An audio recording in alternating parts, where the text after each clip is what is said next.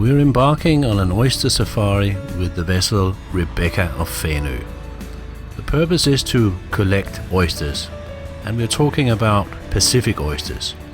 Originally they were brought to the Wadden Sea in order to be farmed, and it was believed that they would not be able to breed in the cold waters at our latitude. But life has found a way, and the oysters have spread all along the Wadden Sea. It is late September and a beautiful morning as we leave Nordby on Fanø. Everything has been timed in order for us to pass south between the island and the mainland at high tide. If it isn't high tide, the ship will simply not be able to float as we pass south. And right here we are actually passing the tidal shifting point at Elbow Bay. But we still have some way to go in order to reach our intended position off Sønderho. Approaching this position, you'll appreciate the view of the windmill and the recently re-erected navigational point of Sønderho. The depth is carefully sounded as it is important to anchor at the right position. As you'll appreciate from the map, we are some way up on a mudflat.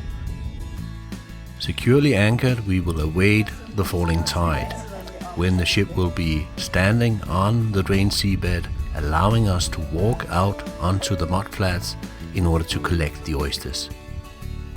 As soon as the water is ankle deep, we can commence our business.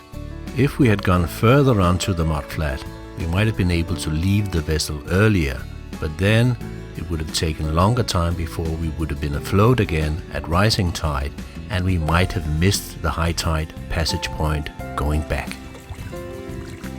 And this is how the oysters are simply collected, picked up from the seabed.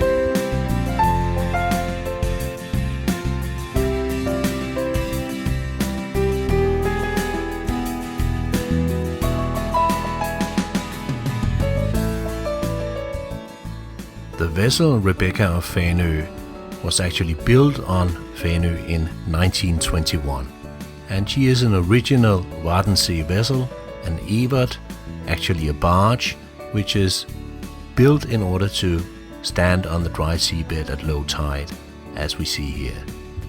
Indeed, this was how these vessels were operated.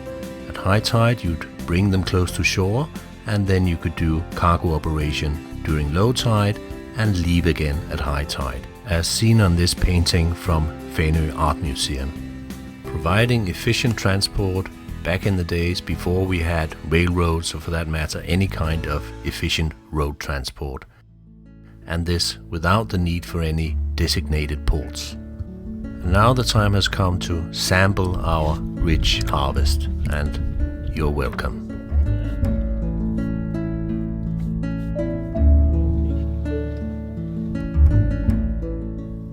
In this manner, the tide and the Wadden Sea provides the opportunity for flexible transport, but it also dictates the conditions, and soon enough the tide is rushing back, and we will have to adhere to its conditions, and will ourselves be rushing back north in order to reach the high tide passage point in time for safe passage.